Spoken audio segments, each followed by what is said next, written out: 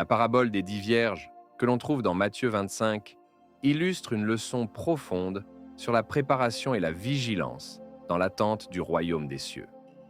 Jésus raconte l'histoire d'un cortège nuptial.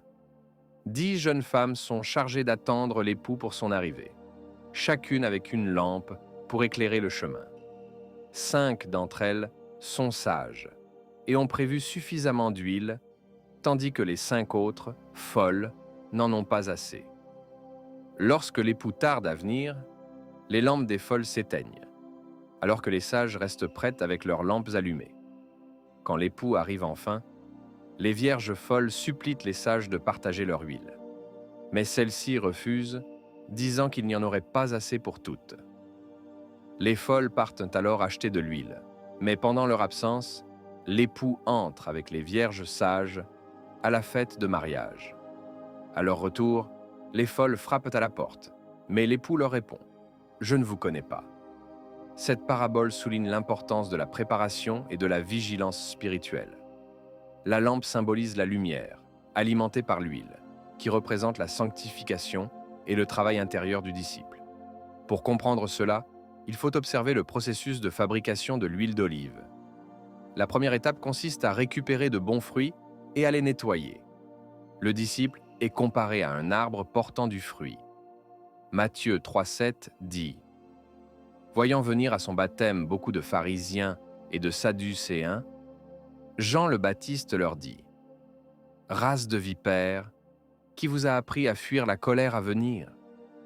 Produisez donc du fruit digne de la repentance. » Jésus précise dans Matthieu 7,18 « Un bon arbre ne peut porter de mauvais fruits, ni un mauvais arbre porter de bons fruits. » Jean 15,7 ajoute « Si vous demeurez en moi, et que mes paroles demeurent en vous, demandez ce que vous voudrez, et cela vous sera accordé.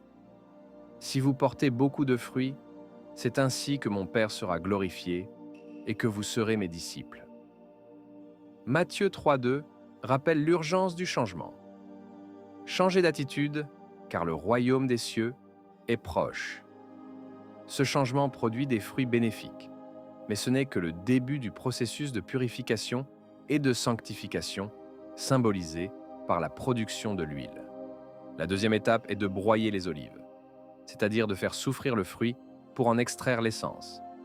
Les disciples subissent des épreuves pour briser la nature charnelle et révéler leur essence spirituelle. Romains 8,12 à 14 enseigne « Nous ne sommes point redevables à la chair pour vivre selon la chair. Si vous vivez selon la chair, vous mourrez. Mais si par l'Esprit vous faites mourir les actions du corps, vous vivrez, car tous ceux qui sont conduits par l'Esprit de Dieu sont fils de Dieu. » Luc 21, 12 à 19 parle de persécution et de défis. On mettra la main sur vous, on vous persécutera, on vous livrera aux synagogues, on vous jettera en prison, on vous mènera devant des rois et gouverneurs à cause de mon nom. Vous serez haïs de tous à cause de mon nom, mais par votre persévérance, vous sauverez vos âmes. Pierre insiste également sur la valeur des épreuves.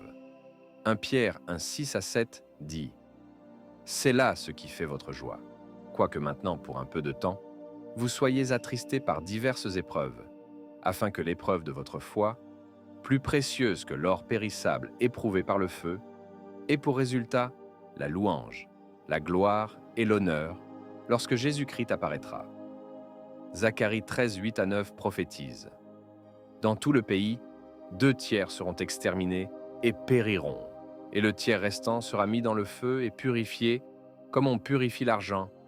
Il invoquera mon nom, et je l'exaucerai. Je dirai, c'est mon peuple. Et il dira, l'Éternel est mon Dieu. » Apocalypse 3, 16 à 18 rappelle l'importance de l'or éprouvé par le feu. « Parce que tu es tiède, je te conseille d'acheter de moi de l'or éprouvé par le feu, et des vêtements blancs, afin que tu sois vêtu, et que la honte de ta nudité ne paraisse pas, et un collier pour oindre tes yeux, afin que tu vois. » La troisième étape, laisser décanter, symbolise la patience et la séparation des impuretés. Jacques 1, 2 à 4 enseigne « Mes frères, regardez comme un sujet de joie complète les diverses épreuves auxquelles vous pouvez être exposés, sachant que l'épreuve de votre foi produit la patience. Mais il faut que la patience accomplisse parfaitement son œuvre, afin que vous soyez parfaits et accomplis, sans faillir en rien. 1 Pierre 2, 1 à 2 exhorte.